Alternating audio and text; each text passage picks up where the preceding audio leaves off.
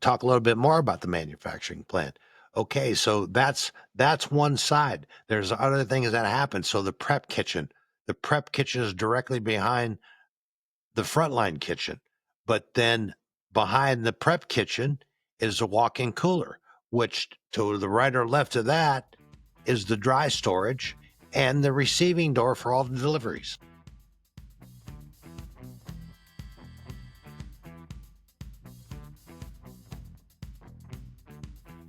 Hello, everyone. Welcome back to another episode of Mastering Restaurant Revenue, the podcast where restaurant dreams meet real-world strategy. We're your hosts, Bruce Russo and Diane Armitage. Today is a fun one. We are randomly answering the many questions that have begun to pour into our YouTube channel comments and our MasteringRestaurantRevenue.com community. If you're not yet a part of MasteringRestaurantRevenue.com, it's free, it's community, we go deeper on episodes, we've got all kinds of things going on there. So I'm going to just blast you with questions, Bruce. You don't know what's coming. And Lovely. a couple of them are for me. The rest are all for you. You ready? Okay, shoot. Okay. Fire away. This one's from Deidre in Naperville. She says, you mentioned building out a restaurant patio more strategically as a revenue pod. We currently have maybe a mid-sized patio, about 80 seats behind our restaurant. A couple of questions. You talked about installing a warming kitchen. Do we have to get additional permitting for that from the city?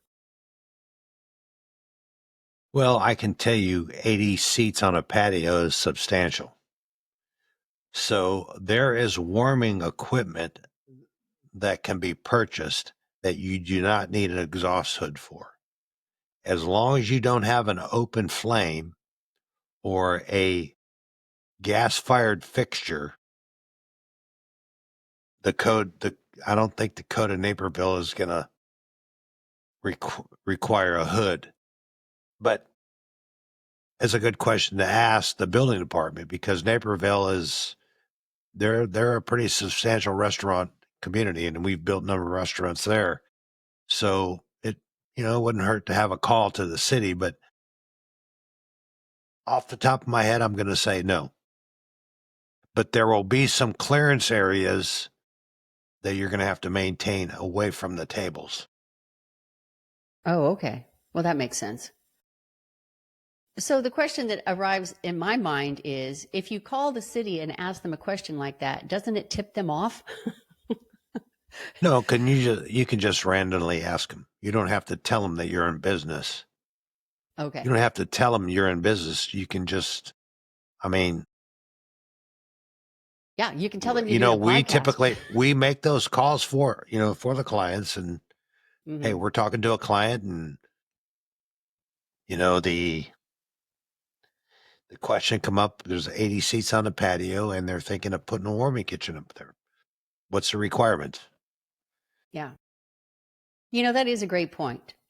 If you folks don't know, we are hired out as consultants, even Yes. if it's a few questions or direction here and there. And Bruce is always available for that kind of consulting. So, yes. Okay. So the second question of hers was, you mentioned a portable bar. How large would you go on this? And is it strictly a service bar, or is it a bar where we would seat people on the patio?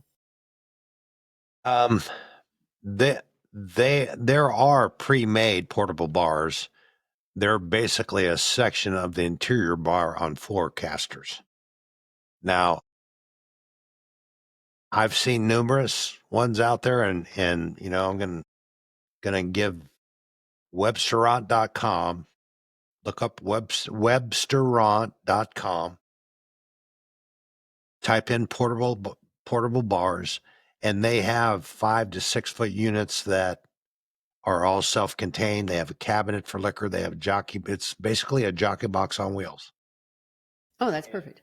And the customer side is 42 inches high. Bartender side is 36 inches high. So the offset that's there, it's bar top height. So you can have clients stand there and be served by that bartender. Typically, that would be the side for the staff. It would be a service bar outside, and the staff would go up there and get their drinks and walk throughout the patio. But I can tell you they're a great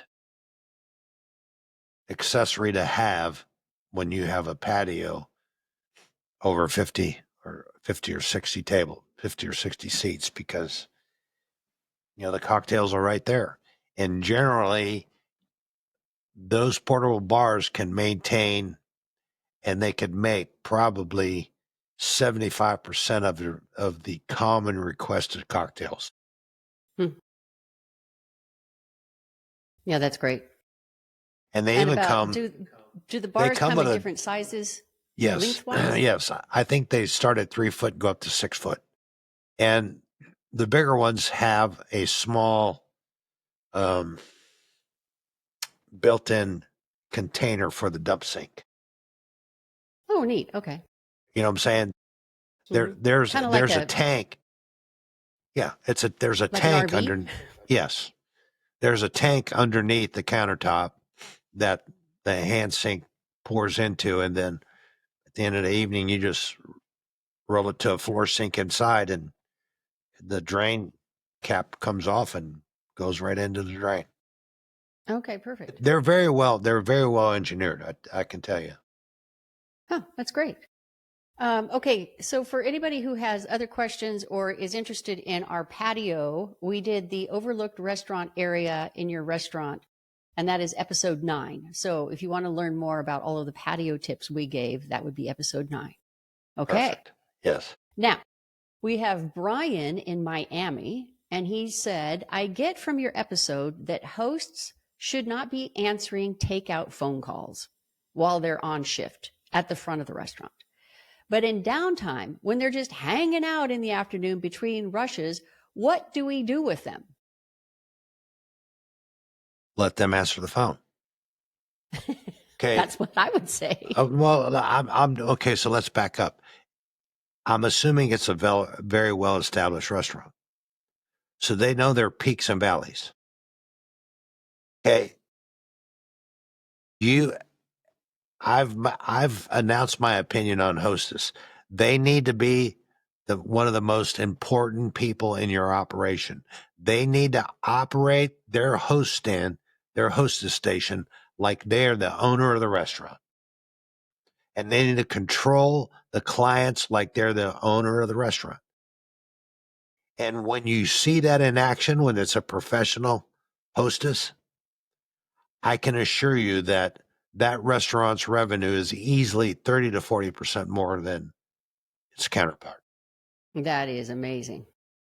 Yeah. That just has, and I'm not saying there's anything wrong with this, but, the typical norm is a high school girl standing at the counter. Mm-hmm. And when somebody comes in, they grab 2 menus or 4 menus and take them to a seat. Mm-hmm. Yeah, that's the definition of a hostess. But my definition of a hostess is like you just got off the cruise ship and the welcoming committee is there. And that hostess is the welcoming committee for you walking in the door. And At it your should 5-star resort. Absolutely. And it should be a 5-star process from the day they walk in, from the time they walk in to the time they leave. Mm-hmm.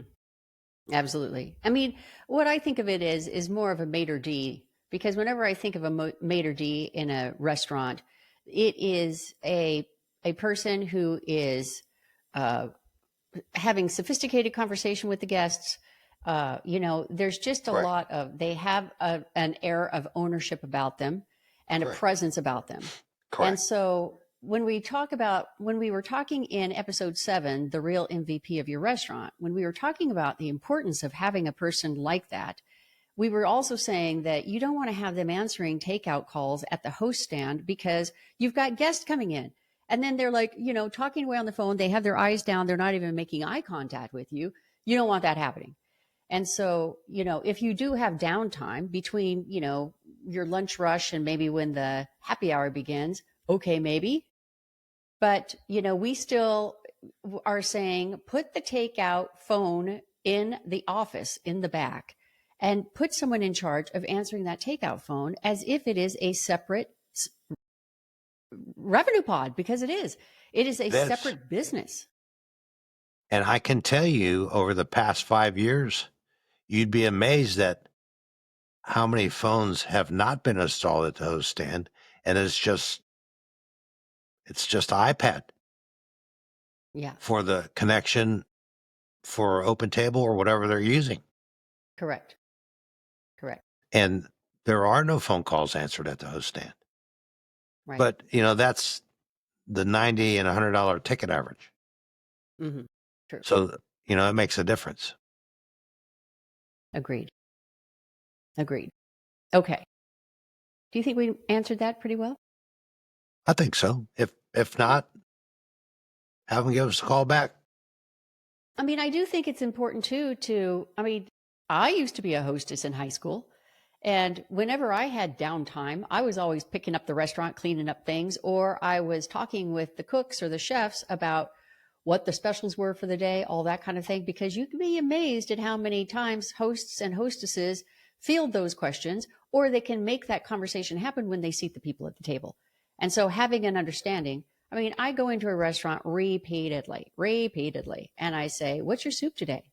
"I don't know, got to go check." "I don't know." They wander off, wander back. Okay, so And somebody think, for wasn't heaven's listening sake. somebody wasn't paying attention at pre-shift. Right. Or they don't have a pre-shift, which is a huge mistake. Or they don't. People rush in, they take off their backpack, they start working, right? And there is no pre-shift, which is a huge mistake in any restaurant, no matter what the size. Okay, so moving on to the next question. Okay, so again, that is episode 7 of the host and the maitre d' feeling and all that kind of thing. The real MVP of your restaurant was what that was called. Yes. You can find all of these at our YouTube station, on your favorite audio podcast platform. You can listen to it in an audio podcast on our YouTube station, Mastering Restaurant Revenue. So go there, subscribe. We love it that when you like and subscribe, tell your friends about it, all that kind of thing. Okay, so now, James in Henderson, which is, a suburb of Las Vegas, he said, "Your manufacturing plant idea for restaurants is genius. But when you're designing the layout for a restaurant kitchen, where in the heck do you put the dish pit if you're thinking manufacturing plant?" Okay, so my typical, there's 5 things on the list. And number 3 is the inbound side of the kitchen. There's a path on the inbound side of the kitchen that takes you to the dish pit. So if you're using servers to bus the tables, they would come in that inbound doorway, go to the dish pit, turn around, and I typically make that hall 5 foot or larger so you can have people passing one another. Mm-hmm. They make a turn, and within 10 to 12 feet, there's a POS right there. Mm-hmm. Or 4 feet next to those 2 POS stations is the expo line. Okay. So I'm sending them on their way to drop the dirty dish. They came in the inbound door. They're going to turn around, come back. Either they're going to put their order in the POS, or they're going to pick up an order, or directly behind them is the wait station to where they can get drinks, sodas, the bread of the day, whatever it is at that host station. I've put them on a path. This is their work path. Everything is to the right or left of them as they walk through that aisle. They've come in the inbound side. They've made a left-hand turn, and now the expo's on the right and the wait station's on the left. They're going to walk down. If there's bottle service, it's refrigerated at the end of that walkway. They turn left. You walk around a screen wall so you can't see what's in the kitchen, and then they go serve the food. Wow, that's awesome. Yeah. When you say they walk around the screen wall, you're talking about when they exit the kitchen so that the guests can't see into the kitchen. Correct. I never design a kitchen that you can see in the kitchen. Right. I hate that. I don't like it at all. I don't care what part of it I'm seeing. I don't want to see it. I can tell you, I've been in many restaurants where you could sit in the dining room, look right into the dish pit. Yeah, that's the worst part. to see. You know, and that's all I need to see. Yeah. Because somebody needs to take, whoever designed that restaurant, somebody needs to take their pencil away. Give me that pencil. I mean, I know. I mean, it's clearly somebody who either doesn't spend a lot of time in restaurants or doesn't design restaurants and have an understanding of correct. this kind of thing. So same reason why you have doors on your restrooms and they're perfectly down a hall. Yes. And so let's talk a little bit more about the manufacturing plant. Okay, so that's one side. There's other things that happen. So the prep kitchen is directly behind the frontline kitchen. But then behind the prep kitchen is a walk-in cooler, which to the right or left of that is the dry storage and the receiving door for all the deliveries. Correct.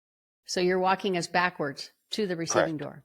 Yeah. Correct. You come through the receiving door. Everything's delivered. I typically put a 6-foot square space at the back door or larger for check-in. And then I like to put a fold-down desk for the chef that just folds up to the wall, sticks out about 3 inches. Oh, smart. That's where he does all his paperwork. That's where he checks in all his product. And then right there, you're moving into storage. Boom, boom. It either goes to the walk-in cooler, the freezer, or dry storage. That's right. Awesome. In fact, we are working on a book right now, folks. And the book, we have an introductory section of the book. It's 5 chapters, and it's all sort of the foundational stuff. And the manufacturing plant is the second chapter of this book, because it is absolutely vital that people understand how Bruce Russo created the concept of building out a kitchen according to a manufacturing plant. So we're looking forward to getting that book out to all of you masses as soon as possible. So awesome. Ready for the next question? Yes. You're doing very well. You're doing very well, Bruce. Okay. Joe in Billings, Montana. So this is a 2-part question first for Bruce. He says, hey, Joe. Hey, Joe. Billings, Montana. We like Billings. At what percentage does your takeout need to be revenue-wise before you really start focusing on it as a separate revenue pod? I have an idea in my mind, Diane's mind. What is it for you? 30 to 40%. That's exactly what I think. You hit 30%, it's time to make that a whole separate business. Correct. Because you've already got all the pieces in place. Correct. And that's a whole different kitchen design too. Well, not so much the kitchen, but the expo side. Exactly. That's where the pot of revenue starts, on the expo side of the kitchen. So that section of the expo has to be designed to deliver those to-go orders without disrupting the diners in the restaurant. And this is a really important thing that you said here, Bruce, because I think if any restaurant is going into a space and they want to make takeout 30% of their revenue or more, they design that into the initial part of the kitchen. Of course. It has to be. Yes. It has to be. And the other part that you've mentioned as far as the manufacturing plant goes, which is so important if you think about a manufacturing plant, all of the trucks are pulling up to a different door on that side of the manufacturing plant to pick up the finished product. And that's where you want to have, like you said, your Ubers, your even your regular people who are coming in to pick up their takeout. They do not come in the front of the restaurant. Nobody who is picking up product to ship to some other country is walking in your front door and saying, I've got the semi out front. Let's cart everything from the kitchen out to the semi.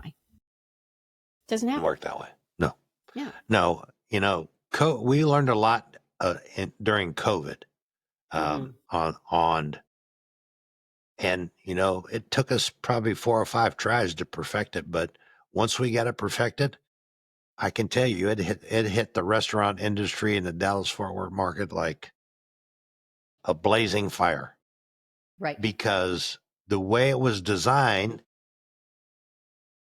I mean, some of the things I've seen, what they were trying to do, bless their hearts, what they were trying to do, but, it just didn't make any sense. I mean, they would have people standing in line at the front door, and the guests trying to go to dinner would have to stand in. I mean, they didn't know who the pickup people were. They didn't know who the diners were. It was a total mess. And, there are some buildings where we had to cut through the masonry, add a door, and rearrange some things in the kitchen. But I can tell you that once we got it perfected, it made all the sense in the world. None of the Uber drivers, none of the pickup delivery drivers went through the restaurant after we were done with that. Nor if you were a client that was picking up the order yourself, they went through the same door. And then I labeled parking spaces outside that door for to-go pickup only. There's a burger concept that we've probably did, I don't know, 8 or 10 stores so far. And, during COVID, 70 to 80% of their business was pickup. Wow. Okay. Yeah, plus to go window. They had no diners coming in. And we had just we were in the process of renovating one of their stores. And that's where we made the big changes. And, we put metro shelving. I created a room and put a door to it and put the parking spaces there. If the orders were alphabetically on the shelves for the Uber drivers and all the other pickup drivers, and if it was somebody picking up, they just went to the same rack and looked for their name. The order was already paid for. They go in. I mean, it literally took 30 seconds for them to pick up their order. Well, and that's the other thing I was going to say is that when you are designing a restaurant for that much takeout, you don't want all the bags in the boxes, piling up on tables anywhere in the front of the restaurant. Nowhere in the front of house. No. You want them on, like you said, the shelving near the area where they're coming in to pick up the orders, and they don't even have to bother anybody. They just go in, click it, pick it up, go. Well, and, whole goal, let me just tell you the whole goal, that transaction should be a non-physical transaction. Period. And I can tell you, during COVID and, to go orders, I mean, we seen restaurateurs have all the bags sitting on a table, and they got, the red velvet ropes with the pylons and all that. And that was their expo section. And the the diners that were going out would sit right next to all that. It was a complete disaster. Right. Agreed. I just did an interview with a restaurant here in town. I do that radio show every Monday, Best of Laguna Beach. And I just interviewed them, and they have a huge takeout program. And she said it was big. They were at about 22% before COVID. And she said, and then it became the 800-pound gorilla. And she said, once they got it dialed in, it became the giant revenue source for their restaurant. Yes, absolutely. And that's how you want to play the game. Now, the second part of this question, he was asking me, he said, in restaurant marketing, do you advise we offer takeout as a separate marketing effort? Well, yes, I do. Yes, I do. Because I think when you begin to really look at revenue pods in your restaurant, the takeout can actually become something that you spin off to a takeout type concept. And Bruce, I know you're very familiar with it. We can't talk about what it is, but we do know of a large chain that then decided to spin off their takeout, so to speak, with the most popular takeout orders. And they created a whole new restaurant concept. Whole concept, yes. Yeah, absolutely. And so the more you gear thinking of the end in mind, now you may not want to get into that kind of a world, though you could sell that kind of a world to somebody else. Sure. But if you think with the end in mind from the beginning, you definitely want your marketing effort to be a separate chunk of your marketing strictly for takeout. For that audience, for that target audience, for all of the keywords around it, everything. So when you say takeout marketing, here's the number one key to the takeout marketing. In your marketing for takeout, you have to train that client that's coming to pick up how you want them to do business with you. Absolutely. You have to explain the 1, 2, 3, 4 steps and educate them how you do take out business. Once they know, it's a piece of work. Trust me. And you sell it to the client like you have been thinking of them in mind, and this is the easiest way for them to pick up takeout and order and pick out at your place. I couldn't have said it better. And then when you say it like that and you get them involved in it, I mean, for heaven's sake, when I order takeout, I don't want to have to drive to a restaurant, walk into the front of the restaurant and have makeup and hair and everything done. I want to go crawl in, pick up my bag, and crawl out again. Baseball cap.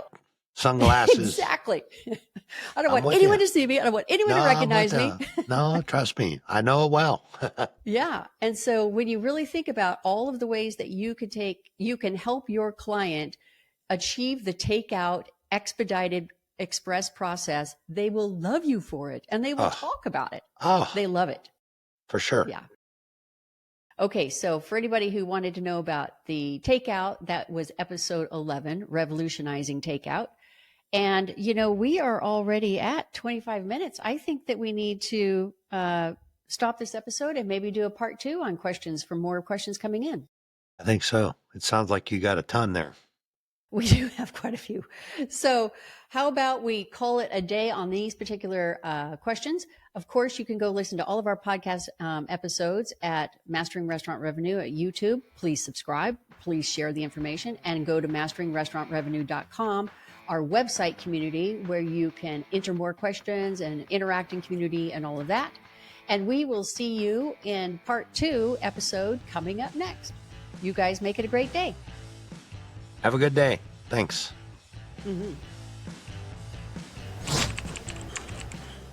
Thank you for joining Bruce and Diane on this journey of mastering restaurant revenue. Please take a moment to like, subscribe, and share your thoughts in the comments below. Your feedback helps them deliver even more of what you want to hear. Until next time, keep refining your approach, stay passionate about your craft, and here's to your restaurant's continued success.